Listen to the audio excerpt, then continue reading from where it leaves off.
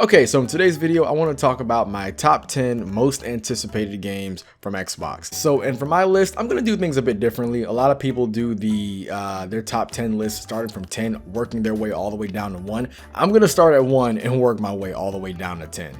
Now, going into the first one, if you guys know me, you already know which one it is. I've been talking about it since... I've just been talking about it a lot. I really can't seem to stop talking about it, and that is Halo Infinite.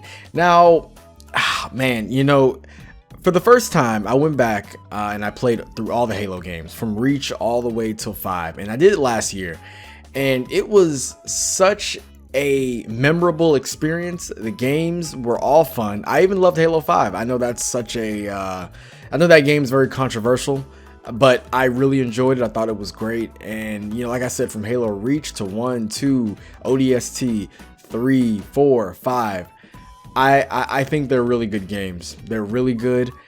Chief and Cortana specifically, they are one hell of a duo. And I didn't play all the Halo games back in the day when they came out. Halo just wasn't really my thing. I was more of a Call of Duty guy.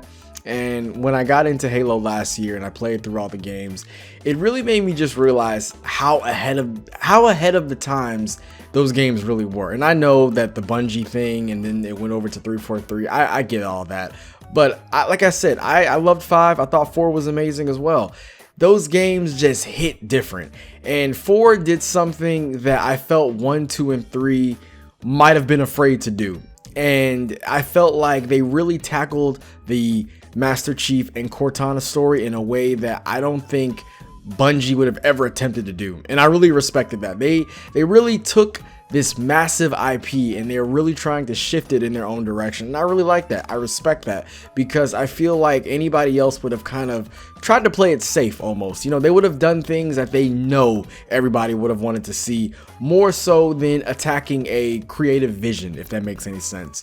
And I really appreciate that. I really did. And honestly, I can't wait to see what Halo Infinite is all about, because I know we're going to get more Master Chief and more Cortana action. We're going to get an open world Zeta Halo. We're going to get an awesome multiplayer, and that game is everything I want it to be. It has the multiplayer, has the single player, and I just can't wait. I really can't wait. I know as of now we don't have a release date, but that is one game that I truly cannot wait to get my hands on. That's literally my most anticipated game of the year, just in general. Like, I seriously just cannot wait for that. So moving into number 2, it is Starfield. Now, for those of you who don't know, I'm a big Bethesda fanboy. I love their games. I like Fallout 76, believe it or not. I think it's genuinely an awesome game. I love Fallout 3, Fallout 4, Fallout New Vegas. I love Skyrim. I just got into Oblivion. I never actually got a chance to play that, but I just recently got into Oblivion, and I really like that game as well so far. And I just love what they do. I love the Dishonored games. I love the Wolfenstein games. I just beat the first Wolfenstein a couple of days ago, and I'm just a Bethesda fanboy, honestly. And I know that from what I've seen, this game has been described as Skyrim in space, and I can tell that this game is something special, because I know that people over there at Sony tried to make this a timed exclusive. So that tells me something. That really does. And like I said, Bethesda, they just make special games. I love them personally. I know that a lot of people have their own opinions about them now, and they feel that, well, that's besides the point. I'm not going to get into that, but I know people have their own, feelings towards Bethesda. But Starfield single player, I've heard of it. I think Todd Howard described it as a Han Solo simulator, which, music to my ears. That's all I'm gonna say. That's just music to my ears. So that's right there. I seriously cannot wait for that to come out. Okay, and coming in at number 3 is Avowed. Now, Avowed is Avowed is a game that I can't wait, for the simple fact that it's made by Obsidian. And from what we know, is that it is an open world action RPG, and it is set in kind of like a fantasy like world, and it's been described as Skyrim like. And I think Obsidian, as far as RPGs go, they're the cream of the crop. I really think they're top tier. I think the writing in their games is seriously legendary. It's really good.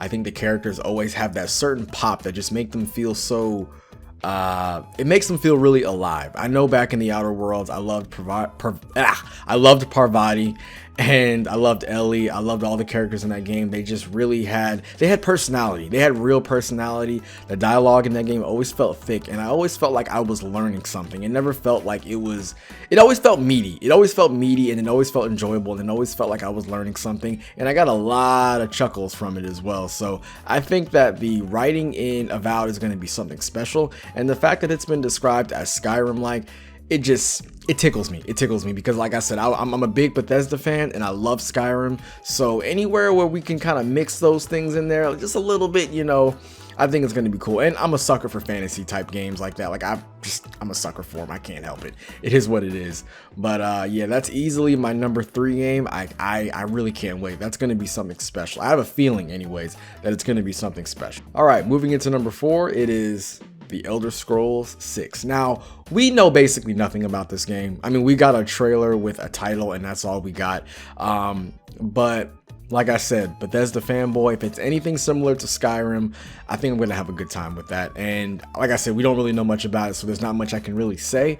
But as of right now, I mean, it's on my radar. It's really on my radar because we all know Bethesda games are big and they always have a lot in them. And I know it's very far away. If I were to make a prediction, it'd probably 2025, if that. But I just know it's very far away and I'm very much looking forward to it. Next up on the list is The Outer Worlds 2. Now, this game had the best trailer ever. I'm pretty sure you've all seen it at this point. It's the most self-aware trailer I've ever seen before. And The Outer Worlds 1 was awesome. It was great. Like I said, the writing, the people at Obsidian have some of the best writing I've ever seen. And The Outer Worlds was so great. The only thing I wanted more from it was just a bigger game. That's all I wanted, was just it to be bigger. And the fact that they now have Microsoft's backing for this game, I'm hoping that we just get that again, but bigger.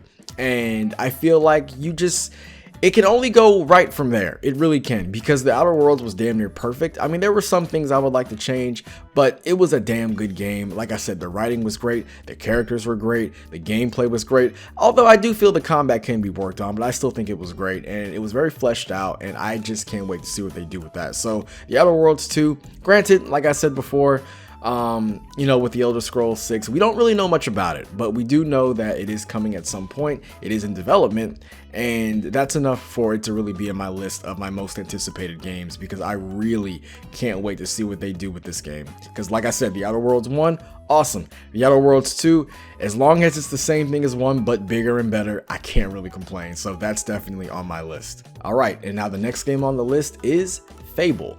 Now, I loved the original Fable back in the day. I played the life out of that game on the OG Xbox, and Fable 2 was great. Fable 3 didn't really do much for me, but looking at this new game, I'm really excited for it for the simple fact that we know it's from Playground Games, and for those of you who don't know, they made basically the Forza Horizon games. Now, I've seen some people say, oh, well, those are card games. What are they doing making a game like Fable, which is almost like an RPG?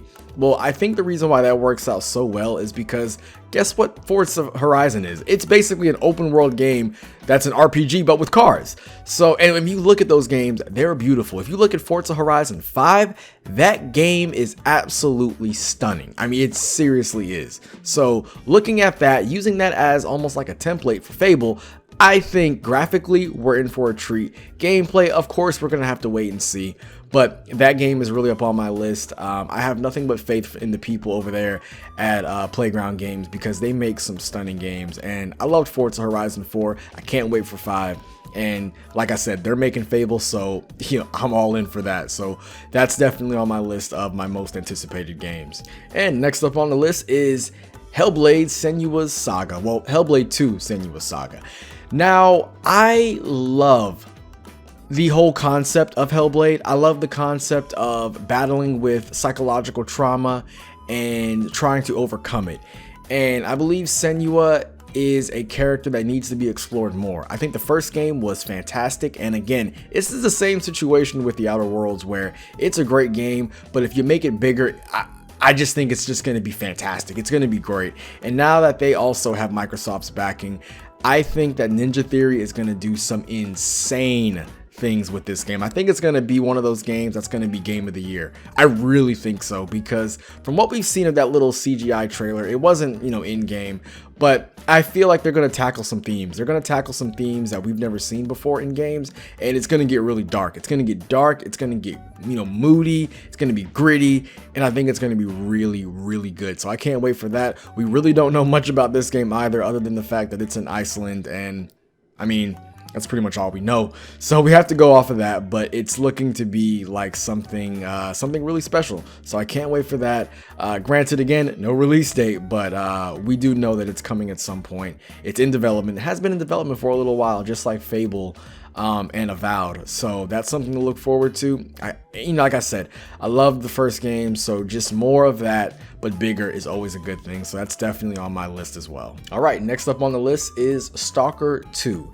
Now, Stalker 2 is one of those games that immediately caught my attention, because we know that it's an open world game, it's a post-apocalyptic game, and anyone who knows me knows I love both of those things. No, as I just said, it's open world. From what the developers are saying, the game is supposedly supposed to be at least 100 hours long, given all the side quests and everything you can do within the open world. And it's set in Russia. Now, it's interesting because this game is actually what made me want to play Metro Exodus, to kind of prepare myself for this, just to get a kind of feel for this kind of game. And it's also given me some Fallout vibes from the little bit that we've seen of it, and it seems like they're throwing a bit of a twist on the whole post-apocalyptic thing, so I can't wait to see what they do with that. But from what we know and what we've seen, the gameplay looks great, graphics look, it's just out of this world stunning, and I think that we're in for a treat as well with this game. Like I said, open world, hundreds of hours. The game graphically looks just absolutely beautiful, and it's an exclusive to the Xbox Series X and S and PC. And of course, you know, I'm gonna say it, it's coming to Game Pass on day one on release. And this game is actually coming out in April of next year, so it's a good ways away, but we do have a solid release date. Hopefully it doesn't get delayed, so I can't really say it's solid, but we do have a release date, and that does give some confidence. But that's a game I can't wait to check out. Like I said, it's it has everything that I like. Post-apocalyptic, open world. The gameplay looks very tight, and I can't wait to see more. Hopefully we get some more gameplay demos, because the gameplay that we did see was damn good, and I just only wish that we saw more, because I was loving everything I was seeing in that. I mean, everything looked great. So Stalker 2, definitely up there. All right, and the next up on the list is Redfall. Now, Redfall is basically a game that when I first heard of it, I was like, vampires? Why? No, I don't want to play that. But when I saw the little, you know, the little CGI trailer that Microsoft dropped, I was like, well, you know what? This actually looks cool. Now, of course, we know CGI trailers, they're not exactly accurate to the game. You know, we all know that already at this point. But I think I saw enough there that has me interested. It's open world. It's made by Arcane. I'm an Bethesda, Arcane. Like I said, I'm a Bethesda fanboy. I love Bethesda. I love Dishonored as well. Dishonored's a great game, and Dishonored 2 as well. The fact that it's open world, it's pretty cool. It's co-op, or it could be played solo. And the fact that it's co-op, that I feel like we don't have enough co-op games, and I think it almost feels like at this point we're kind of slowly getting back into that. When you look at games like It Takes Two and A Way Out and this, and there's other games as well, but I feel like co-op is slowly but surely returning. And also Back 4 Blood, that's also another game that's co-op. I think co-op is slowly returning, and I'm definitely here for that. But from the little we know and what we've seen with the different characters, and they seem very unique, very diverse. They all have their special techniques and attributes. It's going to be really cool to see what they do with that. It's a brand new IP, which I just love new IPs. It's always something to look forward to. It gets me excited because it's just, I like to think of it as a way of developers kind of flexing their creative muscles. And I love when companies give their developers creative freedom to do whatever they want. It just breeds nothing but excitement to me. So I can't wait for that. So Redfall, definitely up there. And the last game on the list is actually State of Decay 3. Now, State of Decay 3 is a game that, again, we don't know much of. We have got a trailer of it, but the trailer doesn't really tell us too much. I love State of Decay 2. I thought State of Decay 1 was also awesome, but it's an open world zombie post-apocalyptic game. And like I said before, those games just speak to me. I felt State of Decay 2 was a real good zombie post-apocalyptic simulator, and I thought that was really nice. I felt there was a lot that they did there that was really cool. It felt like the game felt more serious than the first game. The first game was great, but I felt like it needed to be a little bit more serious. Now, I'm not saying it needs to be all doom and gloom and as crazy as The Last of Us Part 2 or The Last of Us 1, which both are incredible games. I felt that it more so needed to just be a little bit more serious, but also keep the lighthearted moments in there as well. And I think 2 did a pretty good job of that. I hope 3 also follows that same trend, but also Undead Labs now has the backing of Microsoft, so it's going to be really cool to see how they expand and see how much bigger they make this game compared to the last 2. So State of Decay 3, it's up there. I hope they really go hard on the simulator aspects as far as the survival, as far as just the actual gameplay of the game, because I want more of that. I thought 2 did a great job. 2 is still getting supported and they're still adding awesome updates. So 3, I got really high hopes for. I think it's going to be awesome. And I know I said it was a top 10 list, but I wanted to go ahead and throw in one honorable mention, and that is Forza Horizon 5.